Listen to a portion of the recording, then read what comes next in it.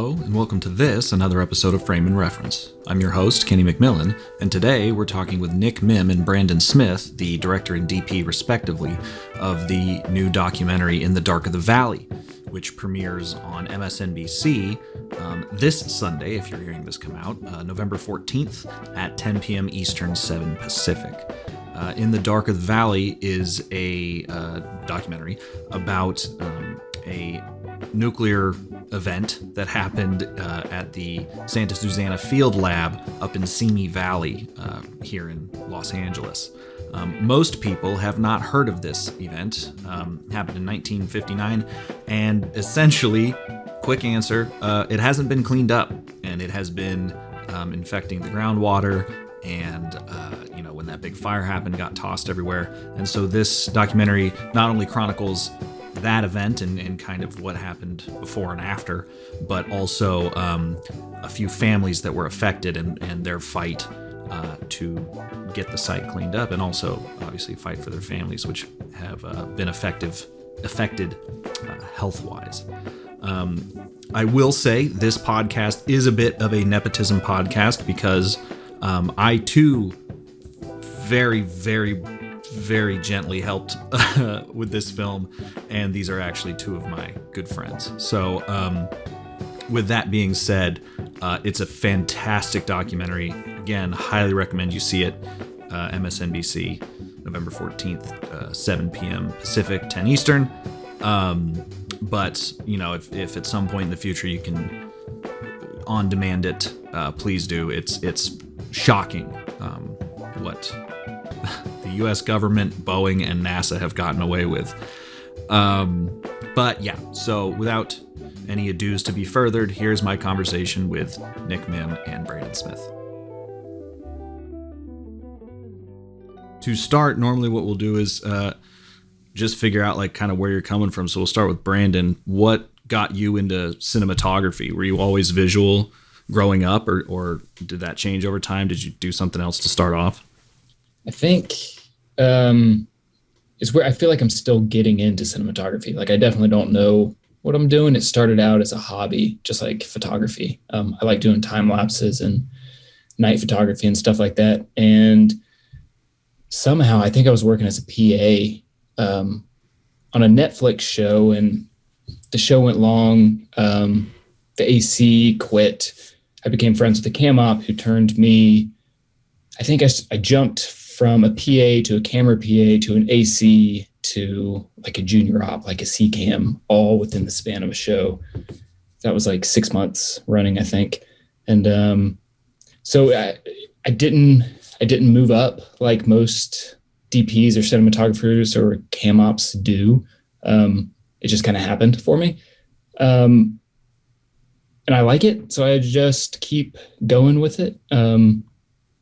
What was your initial intent, like starting as a PA? Like, were you just trying to figure out where you'd fit on a film set, or? Definitely, I was trying to pay rent, and my friend Keenan Knight, he was working as a producer on the same show, and he asked if I wanted to come in as a PA for a little bit, and I did. And I always knew I wanted to be in like the film business somehow, but I honestly just wasn't sure how at all. Like I did the producer thing. I worked for production companies for a while. I played around with editing, but that was never really my thing either. So I got really lucky just jumping into the camera world. I'm still not good at all when it comes to the technical side of things, but. Well, to be fair, like a lot of the DPs I've interviewed have all said kind of the same thing of like the technological advancement of cinematography and the joy therein is a relatively new thing. Totally. Most people just shot for, the image, not necessarily what took the image. Right. And I think like documentary cinematography is totally different. I mean, I know it is different from, like shooting TV shows or movies or anything like that. It's not really like about, it's just different. It's more about being familiar with the subject and the story, and just being present when you need to be present, more so than it is about setting up the perfect shot. Yeah. Would you say it is more like maybe not directing, but you kind of are in that same brain of it's less about maybe the image and more about the moment? Definitely. Like, absolutely. I think for this specific project, it was great that we were all three, Derek, Nick, and myself, we're all three producers with cameras on set. So I think, while I have the DP credit on this one, I was not there for all of the most important moments. I've told Nick and Dee several times some of my favorite shots, or actually my two favorite shots were theirs. So it's about being in the right moment at the right time, I think. And you, correct me if I'm wrong, but you kind of started off early on as a photographer, just like on your own time. Like you got it. What got you into photography? Yeah, God, I have no idea. I started doing it. My brother talked me into getting a camera at one point, and I bought a little Canon 70D, and I thought that was the biggest purchase I was ever going to make, like, in my life. It felt huge. And I did a little road trip by myself, and as a way to keep myself busy, I think I just went out and took photos. I did a lot of night photography just because I was bored. I just wanted to get out of the car or the tent for a little bit, so I would just wander and take photos. Actually, one time I was in Arches National Park, and I thought it would be cool. Like, I had seen a photo of the Milky Way cutting through the Delicate Arch. And I was like, I want to get up there and see what that looks like in person. And I got there, and some guy showed up and taught a class on night photography. And so I learned so much just like by accident. Well, you just happened to be there when a guy started teaching a class? I was already there, and he rolled up. And there were a lot of people trying to take photos at the same time. So he kind of orchestrated the lights and the cameras and told everybody like when to, start their shutter and things like that. And it just turned into like a master class of night photography. And from there, I just kind of took those lessons and moved around. I think I was working as a PA on another job, and they had seen my time lapses that I just posted on Line or Instagram or whatever was around at that point. And they sent me out to do time lapses for the show. And I think that was part of what kind of got me some camera work later on. Coming up, did you like look up to any photographers or DPs or anything like that, that you kind of mentally were like, I would like my stuff to look like that? Or was it all just kind of experimentation? Totally experimentation. But I didn't know I wanted to be a DP or photographer or anything. So that was never anything I really looked into growing up. There was, all kinds of directors that I loved. I loved just movies in general. I was very into like the behind the scenes. I remember getting so many books about like the behind the scenes process for the Titanic. I had so many James Cameron just books of what they did on set. And I think, I don't know, maybe I knew that I wanted to get into, I don't know, something behind the camera at some point. But I don't know. Yeah. For me, it was good question. Yeah. Well, the funny thing is, for me, is like I knew same thing. I knew I wanted to get into film. I didn't really know what, because I didn't know what jobs there were. Right. And then as I became a DP and like got through, years of like knowing the whole craft, I realized I should have gotten into props. That's what I was most interested in, was like filming the lightsaber is cool, but making the lightsaber is way cooler, Are you still more into props now? Yeah. Really? Yeah. I mean, like in spirit, like obviously my career is where it is, but like I've got a couple friends that work at Legacy. Like a couple of my friends built Grogu. And so and I'm just sitting there going like, you live in the dream. And of course their grass is always greener. They're like, well, yeah, your job is more interesting to us. And it's like, yeah. Yeah, that is cool though. I think it's all the stuff you don't know about, which makes it fun and interesting. And yeah, learning's always more fun, I think. Once you've established that you kind of know something, it's like, well, now I want to learn something new. Yeah, agreed. Nick, what about you? What got you into filmmaking? Because you're not a DP. No, I'm not a DP. I can barely run a camera. But yeah, I think what got in, like, if I'm honest, and I think both of you know this about me by now, it was the movie Jurassic Park. Didn't want to interrupt. It was definitely the movie Jurassic Park, and then just kind of the filmmaking of Steven Spielberg, to be like, I know that's as cliche as you can get, but I think I as a kid, I learned, I have Steven Spielberg books, like Brand was saying. I was always reading books about my favorite filmmaker, and one thing I learned about him was that he likes to focus on stories about ordinary people in extraordinary situations, right? And that kind of always stuck with me growing up, and I've always kind of wanted to kind of tell those stories, and it all kind of started as just like a really little kid, like 10, 11, 12, with a little video camera, making just like this. I don't know if we can cuss on this podcast, but that's fine. This is like the shittiest little horror films with my neighbors.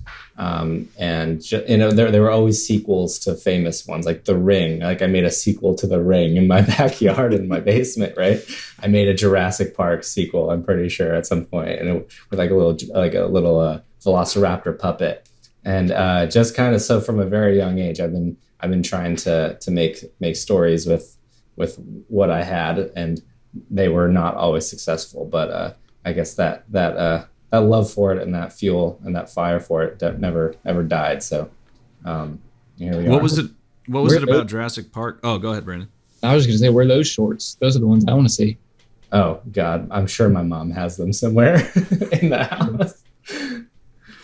I was going to say, what was it about Jurassic Park that, obviously it's a fantastic film, but what was about that movie? Because that whole era of, like, when is that, 97?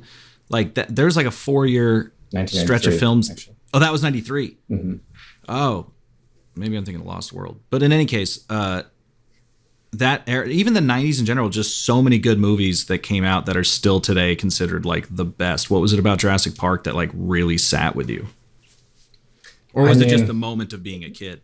It was. I remember seeing that film on opening day with my mom, and like I was 4 years old, and I was standing in line at the theater in Denver, Colorado, and I just remember it so vividly. And it's I'm sure I have earlier memories than that, but that is like one of my earliest memories is watching Jurassic Park with my mom, and I don't know, it's just like, it just really captivates you. I think you guys have both seen it 1,000 times. It's you find something new about it every time you watch. I've watched it.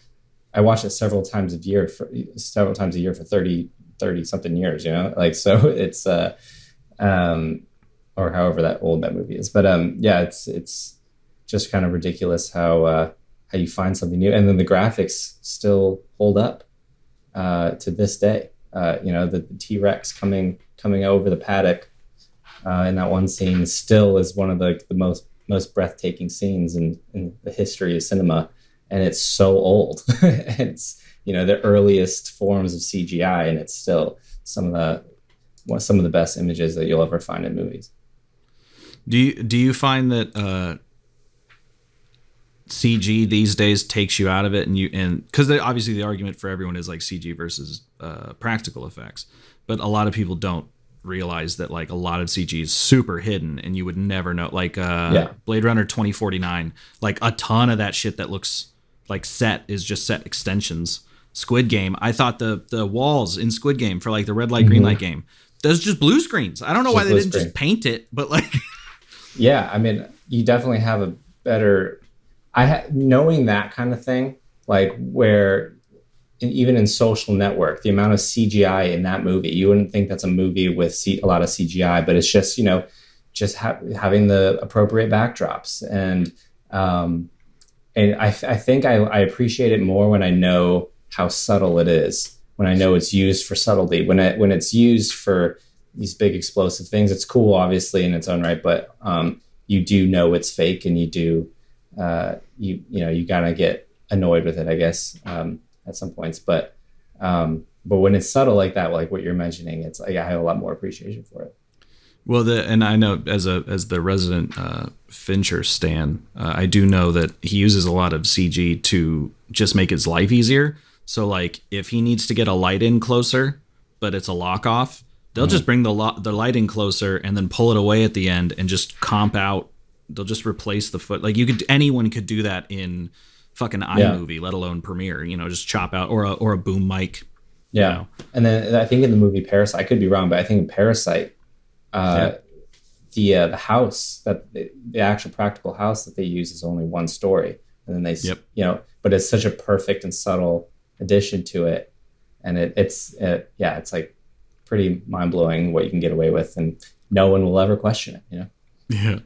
When after your sort of seminal moment with Jurassic Park, were you just always into like anything that holy shit, I almost said Stanley Kubrick 3 times. Steven Spielberg, good Lord. Were you just always kind of like following what he did, or did that kind of expand your mind to other films, or was it kind of like a one-track kind of thing? There was a lot of Steven Spielberg, obviously, but I think during that era, there's just so many kind of epic stories that I still like. Brandon, Derek, and I. Derek's the other producer on the film. That we still like talk about all the time, like Forrest Gump, Shawshank Redemption. Like those films all kind of came out around the same time, and are just absolutely timeless. They still move you no matter how many times you watch them.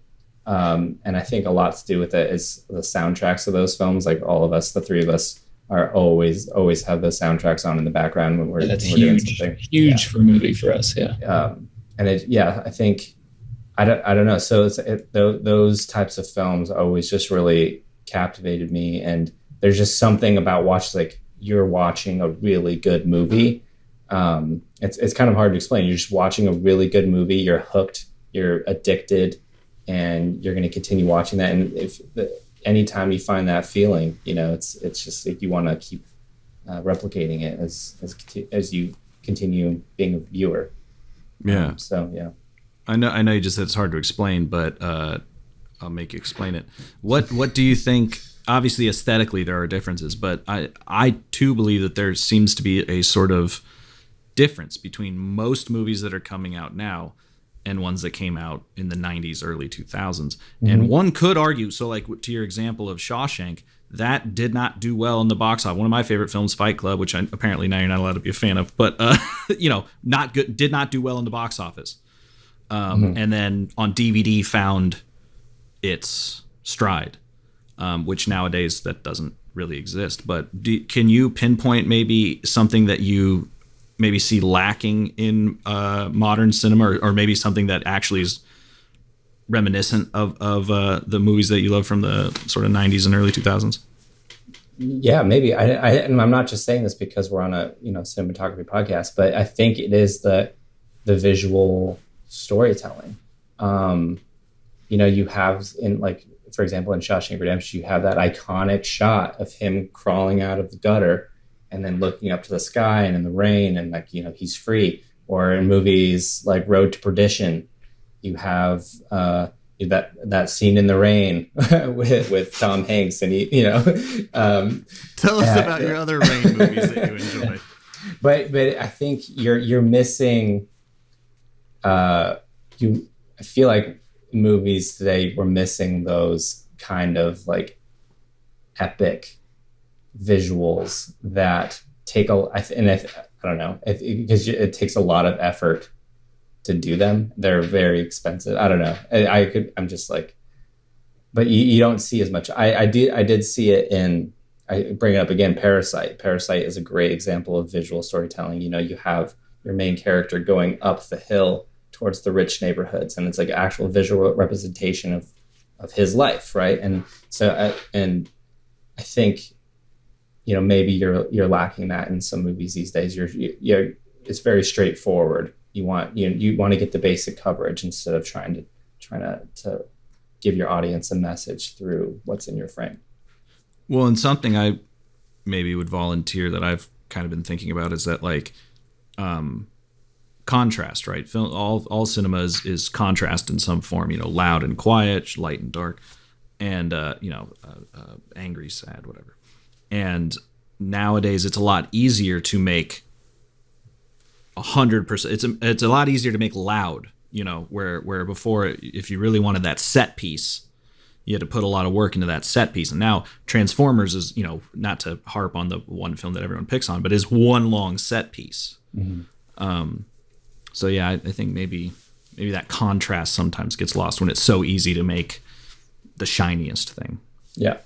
And on that, I feel like pacing of films. I feel like they used to be much like you could get away with a slow burn back in the day, and I love that there's so many superhero movies now, like Transformers or like any of the Marvel movies, which I love. But um, I mean, they might be starting to come back around a little bit. Like The King on Netflix was a very slow, kind of a quiet movie. Love that movie. Oh, it's so great. And The Dig, Nick, you and I were just talking about The Dig the other day. That's another movie that, like, I mean, it came out on Netflix, but it doesn't feel like a Netflix kind of movie. It's not, made for the, the viewers with short attention spans and somebody who's just ready to get to the next fight scene or action scene or. Yeah. And to retract my statement a little bit and to kind of go off what Brandon was saying, the movies that are telling stories well and that are using visuals to really to convey a message, they do exist. They absolutely they're exist just not in the ones we always see in theaters. They're just not mainstream anymore. They're Shawshank Redemption would be made today.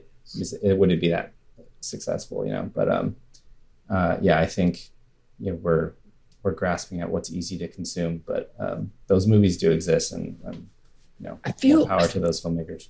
I don't know how do you guys feel? I feel like people are kind of starting to look for this almost in the same way that we're like longing to get back into a theater after the pandemic. I feel like we're like longing for like another kind of slow burn epic, Once Upon a Time in Hollywood kind of. Look at the reaction to Dune. Dune is a 3-hour political drama, which is mostly talking, and people are fucking all about it, and it looks beautiful too. But yeah, I haven't seen it yet. Oh yeah, I mean it's fantastic, but so far it is literally like you might want to drink a coffee before you go in because it is kind of 3 hours of people talking. Right, which is cool, which is great. It's different and exciting in that way. It's cerebral. It's famously one of the more cerebral films. Right. I just saw Last Night in Soho. Either you seen that? Yeah, no, it's on my list this week, bro. You got it. That's a good one, Brandon. What do you think of that? I loved it. I mean, I'm a huge fan of hers to begin with, so I mean, I was going to love it no matter what. But Anna Taylor-Joy's. Yeah. It I don't know, man. It was just fun. I think I went to like a 1:00 showing right in the middle of the day. Just wanted to see a movie, and it just felt good. It felt like a movie, which I haven't had in a while.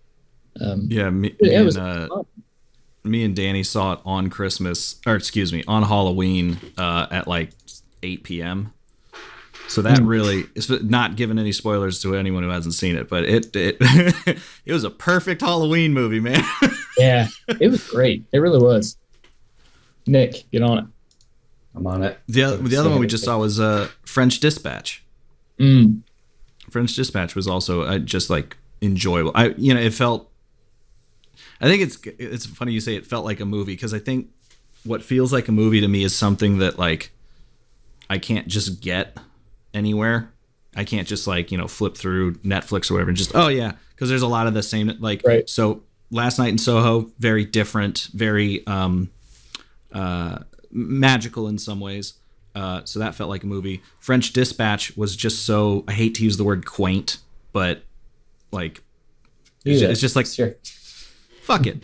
But it's just like was fun. It was just enjoyable to watch, these mini vignettes in sort of Wes. I've never been like a huge Wes Anderson fan necessarily, but it's just a really. Nick, what's a film you've seen recently that got you going? It got me going. Well, I was away for a while, so I'm kind of behind on the movies. But the last movie I saw in theaters was unfortunately Halloween Kills. Oh man.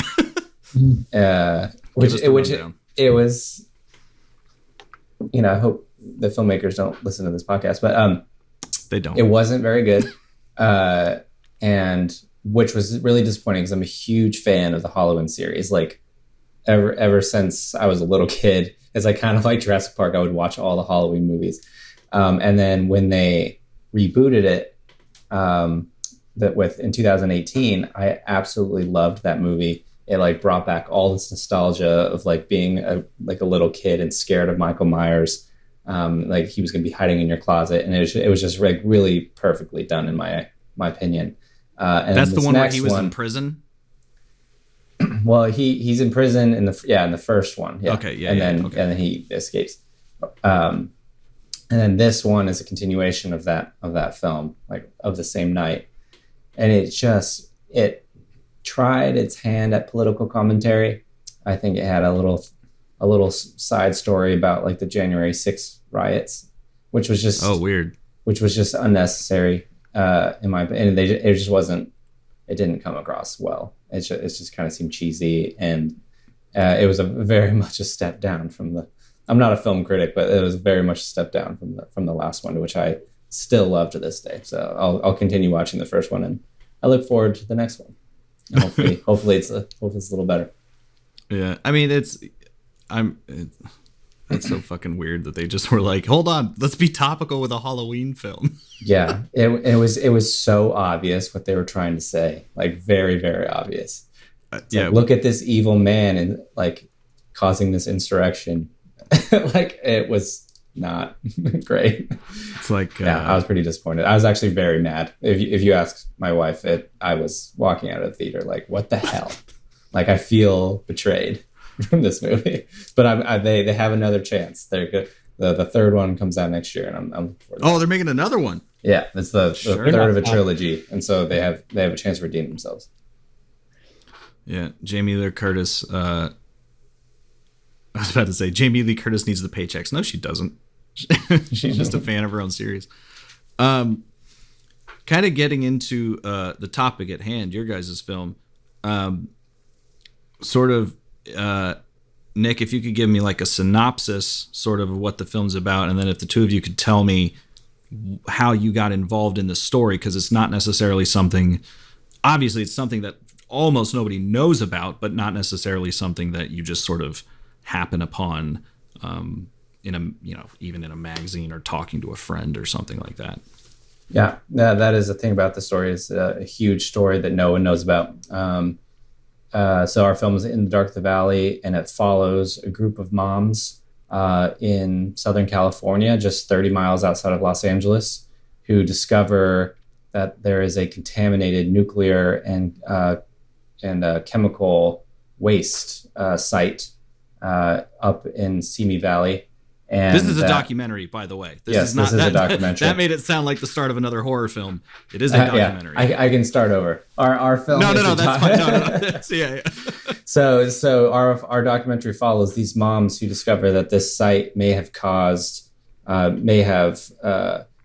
contaminants move off site from the top of this mountain in the San Fernando Valley, and it could have possibly caused rare cancers in children and adults in the neighborhood. So the whole thing is chronicling their efforts to get the site cleaned up, which is owned by the Department of Energy, NASA, and Boeing. And it's just been a decades-long battle to clean up the site fully, and it's ongoing as we speak. And that nuclear disaster happened what year? So the nuclear disaster, a nuclear meltdown, partial meltdown, happened in 1959. And there have been decades of nuclear tests on that site. There was plutonium plants. There was all this radioactive material was tested there. And then they had decades of rocket testing. It's actually one of the places where they built the rockets that went to the moon. And so all those rocket tests left a ton of contamination in the soil there. And so it's just for decades, it's been, seeping into the ground and being moved by wind, fire, rain, you name it. And the only way to stop that migration of contaminants is to get rid of it. So these moms have taken upon themselves to try and convince the government to do their jobs and protect the community around them. And so when did you guys get started? First, so how did you find out about this? And then what year did you kind of get started, realizing that, oh shit, this is something that more people need to know about, via documentary? Brand, you kind of hit the nail on the head. It's when you said it's not something you just kind of stumble upon. We did just stumble upon the story. It was we were hired by change.org to do a 2-minute you disappeared. There you are. We were hired by change.org to do a 2-minute petition video for the moms and the cleanup. And we never heard about it before. And so we started doing some interviews and some research, and we couldn't believe that this old rocket testing facility was so close to where we all lived here in Los Angeles. So as we did the interviews, we got more and more information about what happened up there. So we convinced change.org to let us turn the 2-minute video into 6-7 minute video. And even after that, there was still so much we wanted to tell that totally separately from change.org, we jumped into a feature with the three of us, me, Nick, and my brother, Derek. And even then it's an hour and 40-minute documentary that could very, very easily be 3, 4, 5 hours. There's just so much information out there. And even still today, the story's changing every day. So even if it were a 3, 4, 5 hour long series, I think that's a series at that point. Yeah. Yeah. I was going to say it could continue just to, it continues yeah. Yeah. I don't know how much it ruins a documentary, but this hasn't been resolved. No. It hasn't, unfortunately. The crux of it is that the government had come to an agreement in 2010 with NASA and the Department of Energy so that the way it goes is there's the regulating California body is an organization called the DTSC, the Department of Toxic Substance Control, and they're the regulators of environmental cleanups. And so they set the standards of how much a company or a government agency should clean up their mess.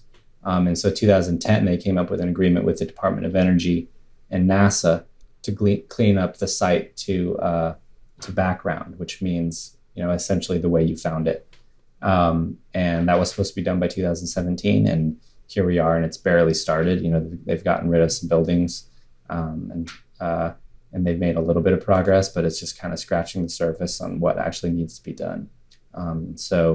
This kind of gone. It's almost generational now about this cleanup fight. It's gone from decade to decade to decade. It's the same old story, and the cyclical nature of government kind of gets in the way of any progress being made. And unfortunately, it seems like we're in for more of the same moving forward. But hopefully the movie can spark some change and get something done.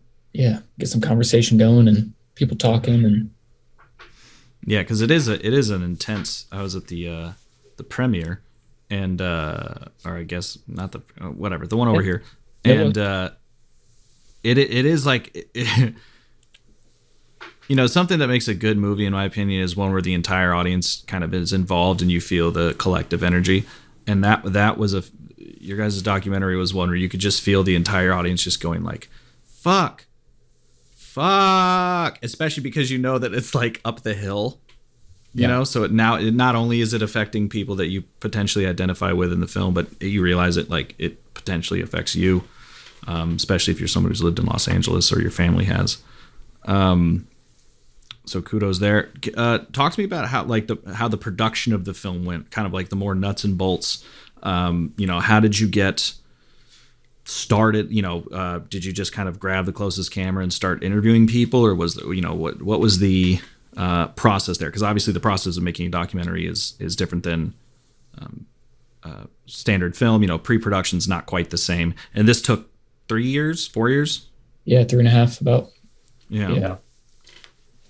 We were lucky in that because of what we were, when we started this, we were all kind of doing branded projects together, and through those projects we had a couple cameras. Brandon has a couple cameras that we use for those jobs, and we didn't have any financing for this film, and we never really got it at all. So it was really lucky that we had these cameras just kind of available to us. And so when things happened and because our work schedules are pretty flexible, we could just go up to, make the drive up to Simi Valley and meet with these families and schedule these interviews with these scientists and these journalists and stuff like that.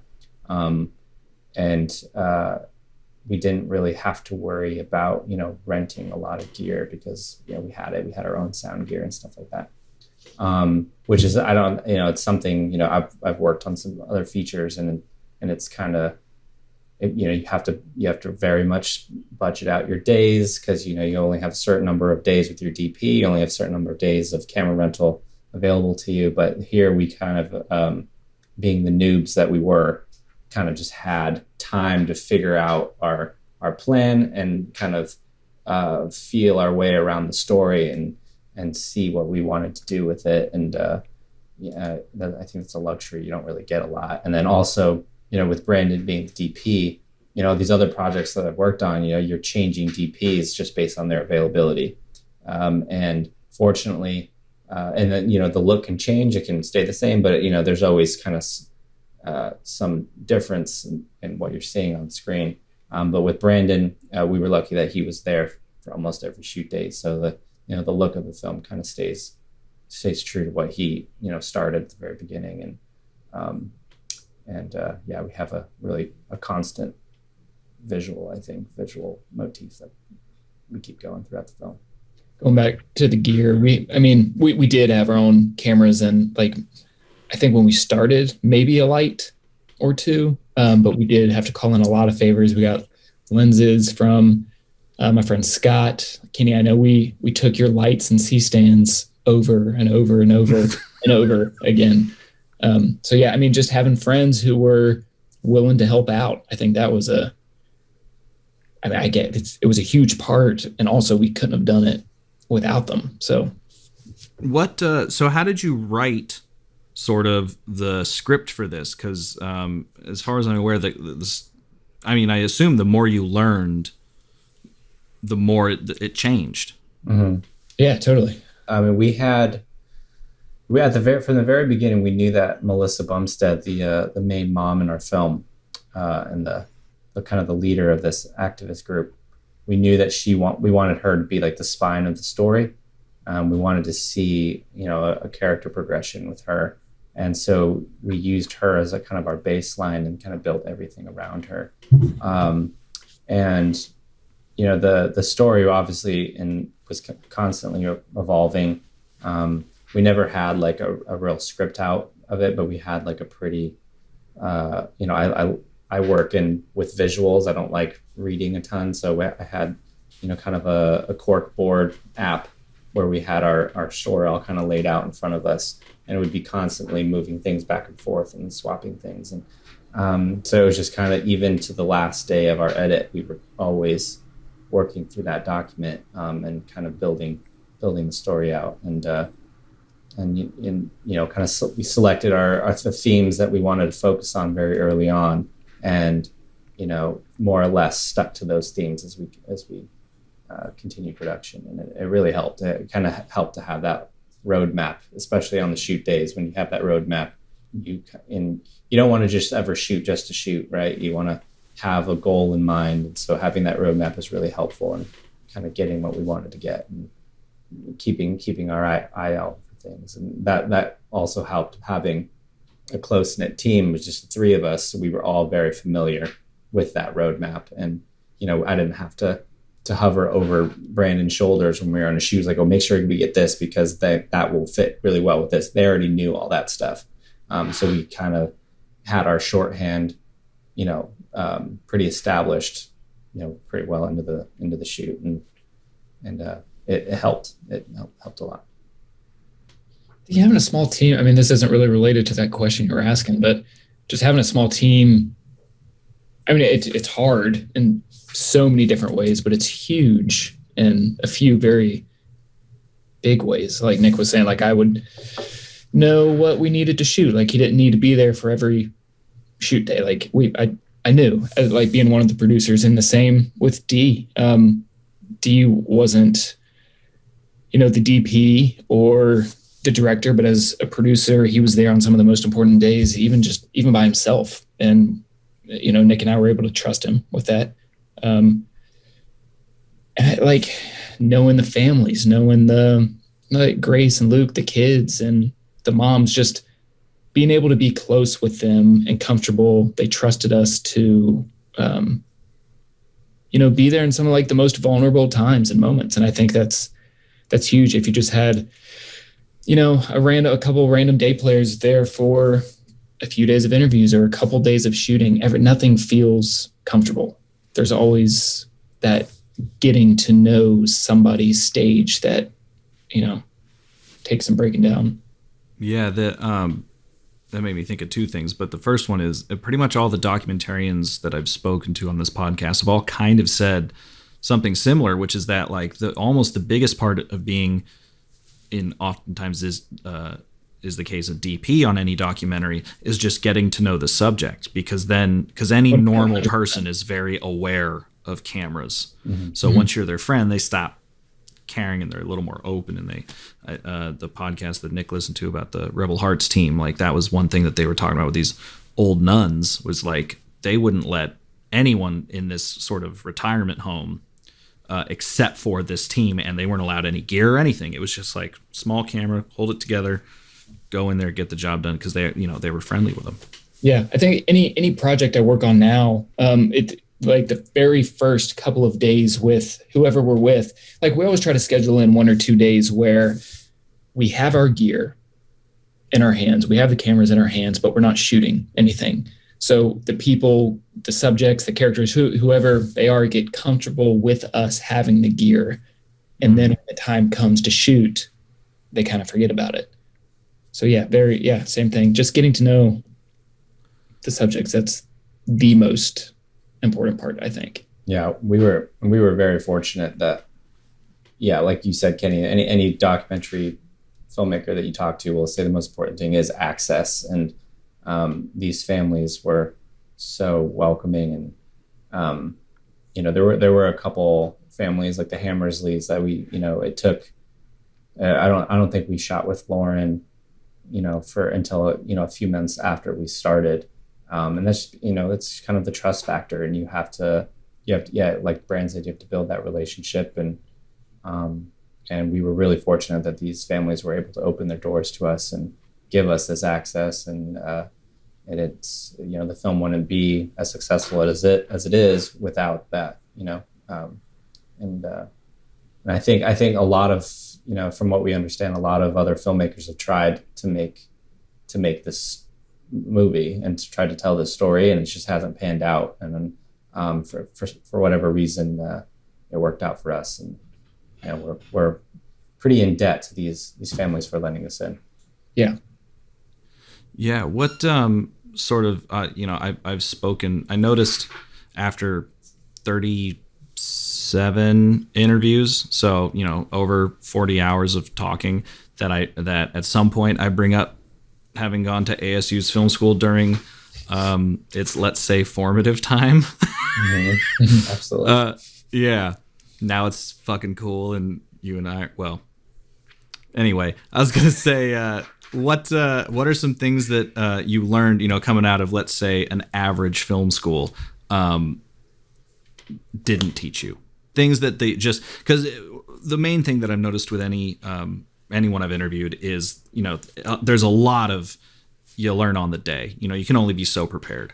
Mm-hmm. So what are the things that maybe you learned on this shoot that maybe someone listening who's working on either a documentary or a narrative type short or feature or whatever, just things that stood out to you that you're like, damn, that's a lesson that I'm going to remember? Like a very boring answer is organization. Yeah. That is not a boring answer. There is just to organize everything, like name the folders. And I think, Nick, you did a good job of that. And Dee did a great job of keeping all of our receipts and writing down all the names of people we talked to in emails. Like he had a spreadsheet of all the names and people we had contacted and had not contacted. And when it came down to compile all that information into the delivery package, it was there somewhat. It was still very difficult, but I think without any like, had I gone into this film or project on my own, like the way I do things, the way I learned in school or college, like I wouldn't have made it through the delivery process, which would have been so frustrating. But be organized.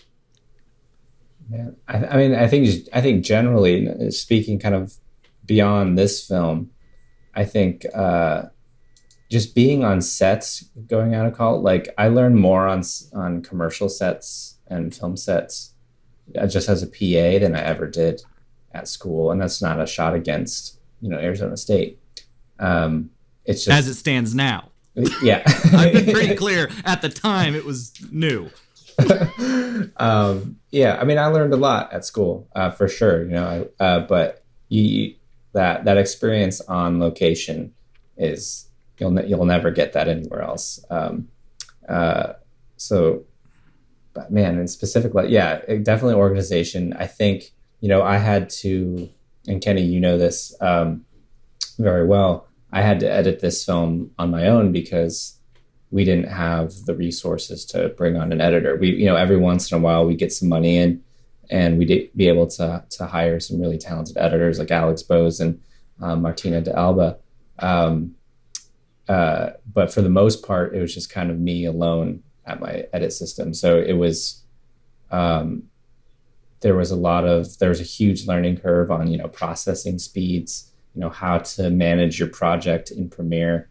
So it doesn't get too big. Like I remember complaining to you quite a bit, and that's why you're a post consultant, credited as a post consultant on the film, Kenneth, is because the project would get too big and it would just keep crashing on me, and I didn't know why. And then then you just kind of have to reorganize things to free up some space. And so handling all this footage, because we had 50 something days of shoots for just this project, and so being able to manage all that media was really a huge challenge for me because I'm so not technically savvy that it's embarrassing. So learning how all the processing speeds and just keeping things organized from a very early point. It's like, okay, this is going to be your file structure on day one, and you have to maintain this, or else if this film is somehow bought by distributor, you don't want to be in that position where I can't find any of my shit. Right. I think that was a huge learning experience. It was just kind of handling all this media, and I'm still learning. We're cutting things today, and I'm still, struggling with it, but it's workflow's huge. Yeah, it's really big. And also I think also what I learned is use the people around you, ask questions. Yeah. Don't be afraid to ask a question. Because if you're trying to do it alone, you're gonna fuck it up. So you need to ask the experts that know what they're doing for some help. Even if you have to pay them a little bit, it'll save you so much time and frustration down the road. Ask questions as much as possible. Brandon, were you gonna say something? Oh, I was going to say budgeting. Well, I mean, for even reasons like that. So if you do have a question in the future, you have that money available so you can ask the question, or you can pay somebody for help, or you can pay the proper fees for music licensing, or archival licensing, or any of that stuff that can ultimately make or break your film, or shut your film down altogether. Just having that money ahead of time is huge. We should make it clear to your audience that this was very much our first feature film. Just so these producers, these experienced producers who tune in, and God, these guys have no idea what they're doing. You are absolutely right. Mick called us noobs early on, and that is 100% true. Yeah, absolutely. Absolute first film, learning every day. We're better people for it, but it was definitely a challenge. Well, and I do want to say, it does not look like a first film. It does not come off like a first film. It comes off just as good as any fucking documentary I've ever seen. I was very proud of you boys. But to your point on like stuff you kind of don't learn in school and learn on the job, I recently saw like a tweet from an editor, I believe, that I follow. And he was saying that he was talking to someone who ran a film school a guy who was teaching at a film school for 1 year, and he was a gaffer, really established gaffer, and literally just taught the students for 1 semester or a year how to light a set, just straight up. This is how you do this. And they let him go at the end of the year because they said it was too blue collar. Yeah, and it's that just makes like a lot of sense. Shit like that they did not teach us in school. Just straight up like, this is how from top to bottom you light a set. We never got that. Same thing with like, I guess they tried to teach us budgeting, but they were like, download Movie Magic budgeting, read the manual. Right. But and they don't teach you, if you're on a professional set, do not touch the grip team's gear. Just leave it alone. Don't touch if there's a camera PA, there's ACs, don't touch their shit. That's their shit. Yep. And they will yell at you. And camera crews are intimidating people. That's what I've learned. Yeah, Brandon, I don't actually know. Where did you go to school? I went to the University of Oregon, but not for film. Oh, right. Yeah, journalism and documentary film. So it's so you're using your degree. That I didn't think I was going to, barely, I think, but yeah. Yeah, that's awesome. Yeah. So to sort of the good news at the end of the, not that we've like harped on the bad news of the subject of the documentary, but it people can watch it. This is going to go up on Thursday, so in a couple days from when we're recording this. But the people can watch it on MSNBC, right? On when? Yep. Yeah. So the film premieres. We were very fortunate to get the film acquired by MSNBC, and the film will premiere on MSNBC on Sunday, November 14th at 10 p.m. Eastern, and we're super, super excited about that. I think the whole point of this project was to give families and that whole community a bigger platform, because as we mentioned earlier, it's a big story that no one's heard of. Even people who live in that neighborhood have never heard of the Santa Susana Field Lab. And there have been news stories, KMBC LA, they've done a running kind of segment about it for a long time, since 2013, I think. And there's been LA Times articles, but never has it gone national. Or very, very few times has it gone national. And I think this is a great opportunity for this community to finally be heard by the masses, and for the whole country to kind of know what's going on. And one thing that we point out in the film is that Santa Susana in the Santa Susana Field Lab, in relation to other like nuclear sites and contaminated sites around the country, is very, very small. It's a huge problem here, but in the grand scheme of things, it's a small site. And there are so many communities that are dealing with the same thing, that don't have the luxury of LA being right next door, and for filmmakers to come up and make a documentary about it. So hopefully this kind of calls attention to other sites that need to be remediated as well. And we're hoping for this movement to kind of spread. And MSNBC hopefully will provide that opportunity. Yeah, I remember at one point in the film, there's like a map that shows up, classic Indiana Jones style, and it shows all of the various sites that exist around the country, and it's fucking bonkers. Like, it's huge. Yeah, we think of like 3 Mile Island, and that's it. Yeah, and what we mentioned in the movie is that this partial meltdown that happened in LA actually released more radiation than 3 Mile Island, and no one knew about it. So, you're closer to these types of sites than you think, and it's terrifying, and it's tragic, and they all have a purpose, and I'm sure the original goal of those sites was admirable, but if you make a mess, you got to clean it up. So hopefully this lights a fire under their ass a little bit. Yeah. Well, and I think we all want clean energy, but it always comes down to mismanagement, cutting corners, Yeah. All comes down to human error, and then, in some cases, and and this is my belief with San Jose Field Lab, it comes down to greed, and it comes down to apathy. And so it's just a sad reality that we're dealing with in Southern California. Yeah.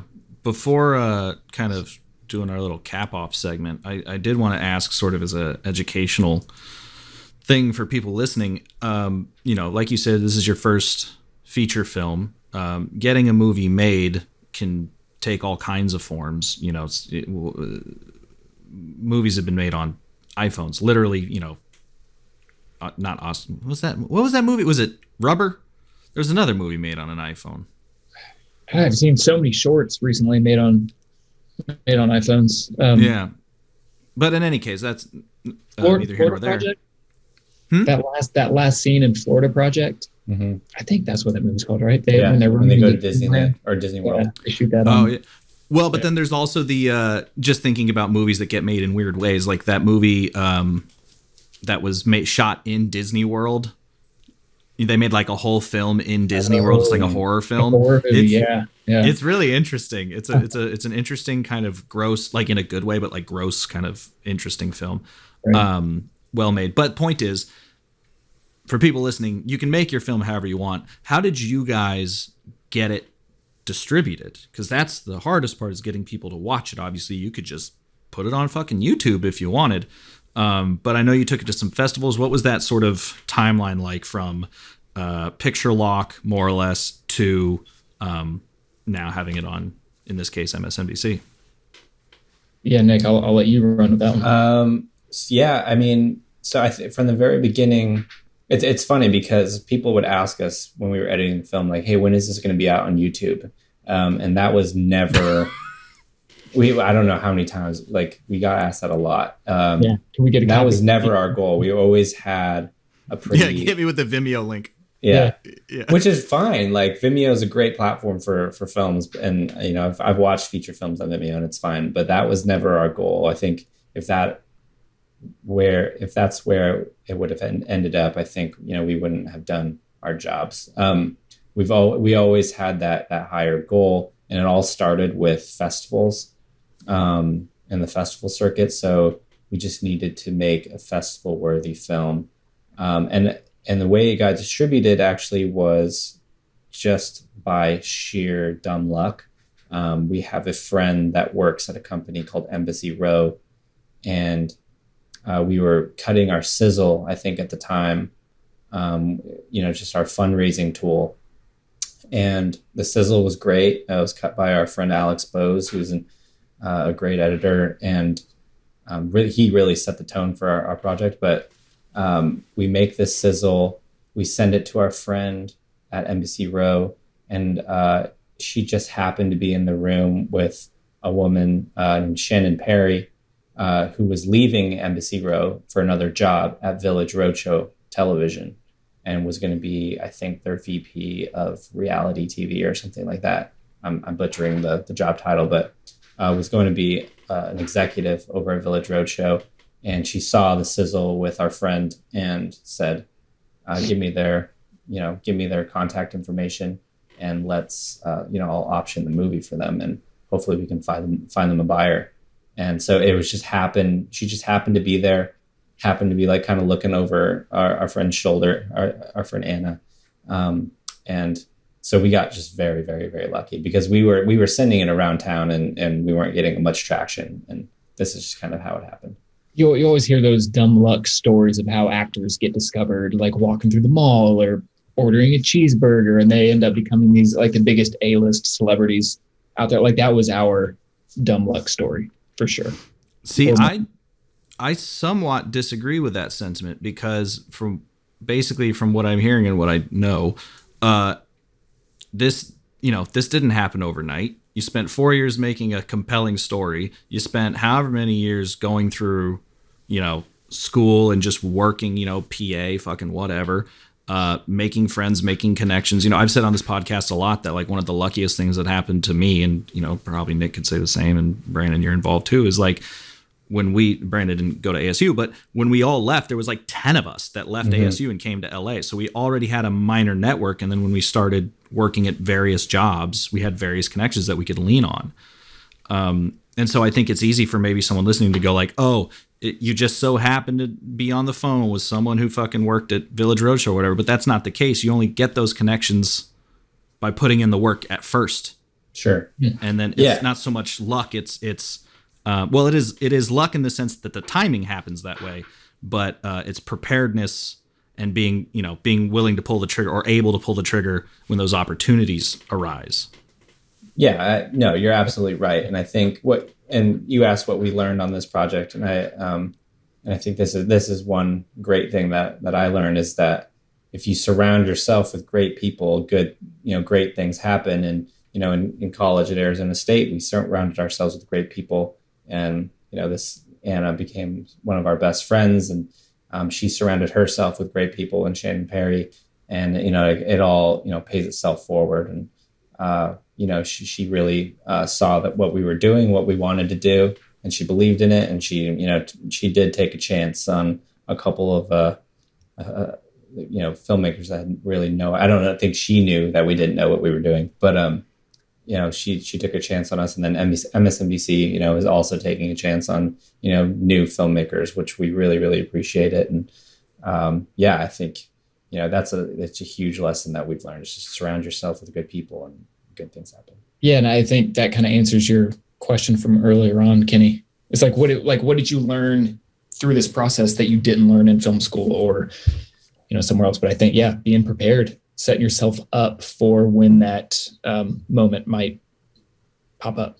Yeah, and I think that is the secret too with film school, is like no matter what film school you go to, you're going to learn something to do with film. But what you're really going to do is meet a bunch of people who are similarly engaged or not. I mean, certainly there's a bunch of people that we know that became real estate agents or something, completely gave up on it. But surrounding yourself with people who are similarly passionate about the art, and then pursue it.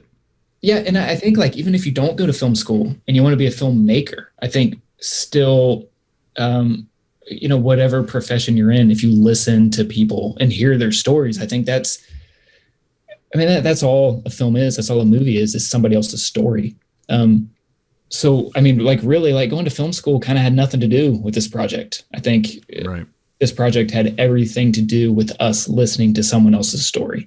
And so I think, whether you go to film school or not, I think that's, one thing you could focus on. Yeah. So the way that we like to cap off every interview is kind of with the same two questions. The first one being, oh man, I haven't done an interview in a while. I can't remember them. The first one is, first one is basically what's one piece of advice? Oh, now I remember. What's one piece of advice that you received, whether it have to do with film or not, but something that's just stuck with you for, an appreciable amount of time, or something that you really apply to your life day to day. And we can start with whoever thinks of it first, but obviously if it's film related, it's more on topic. Does it have to be something that was actually told to us, or just something it can be? No, something. Heard? Yeah. Okay. Hang on, I look like I have a receding hairline right now. We can't edit that out. Which I do not. Wait, can you say that question again? What's a piece of advice that you either received or stumbled upon that had an appreciable effect on either your career trajectory or even your life, which in a lot of cases for filmmakers are kind of inextricably linked? I'm going to come up with another answer while Nick's talking. But the first, I don't know why this came to my head, but like the first thing that pops into my head is just be nice, be a good person. Bro, everyone has said that. That's not a bad piece of advice. Yeah. So, I mean, that's, credit my mom and dad. Like that was like their one lesson. God, I mean, every day, like leaving for school, it was just be nice, like have fun, be nice. Don't be mean, have a good time, but treat people the way you want to be treated. And like, honestly, I think that's how you surround yourself with good people. Like you were saying, Nick, I think if you're nice, you'll surround yourself with other nice people. And if you're able to do, I don't know if I like where this answer is going, but it's just, yeah. Nick, you jump in. I'm gonna think of another one. I haven't thought of my answer yet because it's a really hard question. I think my guess my kind of cop out answer, because I'm folding under pressure, is it's not a piece of advice that was ever given directly to me. It's just something that I've learned watching a ton of interviews by this person, and it's Quentin Tarantino. And he's pretty unapologetic when he says he's stolen from every movie that he's ever watched. Mm-hmm. And I kind of love that because, you like, I don't know how many different documentaries and scripted narratives are probably in our movie. With, like I couldn't tell you, oh, this scene is an homage for lack of a better word, is an homage to this scene from this really famous movie. Because I think it's just kind of, you watch these movies so many times, as you're growing up, and they kind of get embedded in your brain, and it's kind of becomes your second nature to pay them respect by putting those ideas in your film, and trying it a different way, but you kind of using that baseline idea to tell your story. And I'm sure there's a lot of Jurassic Park in our activist documentary. But I mean, even in some of the animations, but yeah. Oh yeah, absolutely. That animation that we use in there is like, we've got a very dark tone. And there's definitely a little bit of Christopher Nolan. Or the Batman animated series. Yeah, absolutely. I still watch that series, so it's so good. Yeah. The one what was I going to say? When you were saying steel, I think a theory of mine that I've had for a while is, I think a lot of people worry about being derivative, and certainly that can happen. No one wants to just straight rip somebody off, but I think once you build enough of a palette of films that you enjoy, and you're stealing from multiple sources, you're no longer being derivative. Now you're being an artist. Mm-hmm. Like, it's everyone. You're part of it. I feel like if you're truly interested in the art form, and not just about making moving pictures, or because now there's like vlogs and stuff, which I would not say is necessarily filmmaking specifically. If you truly feel like you're part of the art form, you're part of a lineage, and you should be able to point to where your inspirations and your references come from, and kind of what made you the artist that you are today. Agreed. You just made us feel so much better about stealing from other people. Well put. Thanks for justifying it. Danny, actually, me and Danny were talking yesterday. She was saying she actively, her dance teacher told her to literally, she said out loud, steal from, look at your people dancing next to you, and if they do something you like, steal that, make that yours. I mean, I think it's impossible to not be influenced by everything you watch, and if it moves you, then in some way you do want to replicate that feeling that you have when you watch that movie or watch that TV show. And so, yeah, I think that'll be true with, every project moving forward for me personally. Well, and there's no, I don't think any singular person, except for some like generational talents, are ever solely responsible for something they've made. I don't think anyone's just been like, I've never seen a movie and now I'm going to make something wholly original, Yeah, you're more. You're more full of shit if you're saying this is the most original thing that's ever come out. It's like, that's not. Yeah. So I appreciate Tarantino owning up to it and being like, I've stolen everything. Yes, Brandon, go ahead. I would like to add on. I would like to add on to my answer. Be nice, be kind, like just be a good person. It's easy. It doesn't take work. Also, trust other people. I think that is like the biggest lesson I've learned over like the past couple of years, because I always wanted things to be the way I wanted them to be. And if you trust other people to do their job, as we had to do on this project, things will work out. Yeah. It would have been impossible to do this just ourselves. So we're completely, we owe the world to, our composer, Katie Jarzbowski, who, brought so much of her personality into the movie. And, again, was teaching us how to do it this is, you have to be picture locked, and this is how you're going to deliver materials to me, and this is how the notes process is going to be. And it was so much fun learning that process. And then Elise Kelly and her team, who did all the animation. We have 3 animated sequences in the film, and that was such a fun learning experience for all of us. And it was like any time those 2 genius women would show us a piece of music or an animated sequence, it was like we always called it Christmas, because it was such a new, because it was so new every time, and it was just made the experience so exciting and so fun. And those 2 artists, really, they're just complete artists, like true artists. Really gave the movie a lot of personality, and we love them for it. 100%. Really awesome. Yeah, the music and the mixing too are just like, seeing it in a theater is really, it's dope. It's going to be on TV, but hopefully it can hit like a theatrical release, because that mix is pretty interesting. And also, Brandon, to your point, the sort of like decentralized command thing of just like letting people do what they want. I think when you trust people with, a large, what appears at least to be a larger chunk of the final product, they become more invested. They put their best effort. Yep. I know for a fact, if you tell people like, you're a peon, you get your paycheck, do what I say, and it has to be my way, they're going to phone it in every time. Well, yeah, it becomes a paycheck, and that's all it is. You want to get through the day, and it's not a passion project. But even beyond that, I think it just like any project, not just this one, but it's better off with a big collaborative effort from everyone. So if you allow people to do their jobs, more people are collaborating. So like you said, it's just, more passion involved. And we know for a fact that those 2, Katie and Elise, did not do this for the money, because we did not have a lot. So we were very much appreciative of the amount of work they put in for very, very little resources. Mm-hmm. Yeah.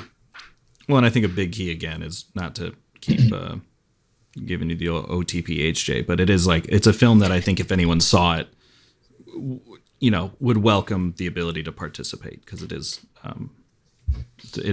a really great piece of work. There's actually a follow-up question, which is much simpler, which is, what is a film that each of you think someone should watch besides yours? Something not necessarily a recent film, but something that you think like, what, more people need to see, in cold blood or whatever. Right. What is the name of it, Nick? I know you know what movie I'm thinking of. It came out on Amazon. It was about aliens.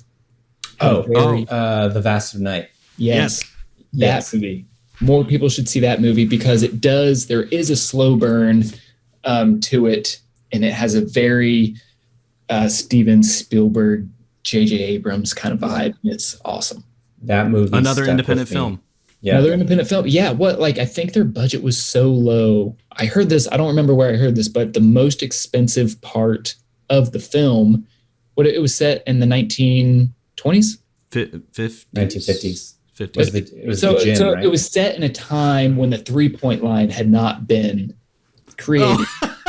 So the most expensive part of the movie was there was a long tracking shot that went into the high school gym. They had to remove the 3-point line from the floor and paint it back after they were done with the production. And that was the most expensive part of production. So I've heard. That's fucking hilarious. Yeah. It's that movie really, that's a good call, Brand. That movie stuck with me for a long time. That's a good. It just makes you feel. Yeah, it's one of those movies that's like makes you just feel really good after you watch it. Like the ending of it, I won't spoil it for anybody, but it's just, you're just like, oh yes, like that is a perfect moment. That is a perfect mesh of beautiful visuals, amazing acting, and really good music. A really good, composer. And it's almost really Sorkin-esque dialogue. Yeah, that opening scene is quick. Yeah.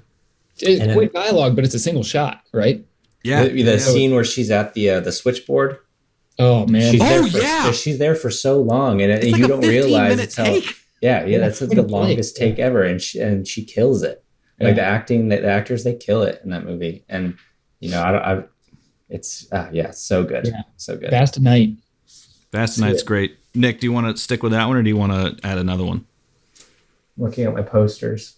Don't let them Go see Skyfall. Go see Skyfall. I mean, I think everyone who I've talked to loved this movie, but Jojo Rabbit immediately came into my it's a top five movies I've ever seen, and I've seen that movie so many times. That's definitely a movie that makes you cry, makes you laugh all at the same time. So it's. Did I see that with you? Yeah, I think we saw it at the ArcLight at the Dome. Yep. I feel like Nick saw it 10 times in theaters. He probably saw it with everybody. Yeah. I just got the poster, and it's hanging up nice and beautiful in my office. It's awesome. Love it. Well, thanks for doing the old podcast. Thanks for having us. Thanks, man.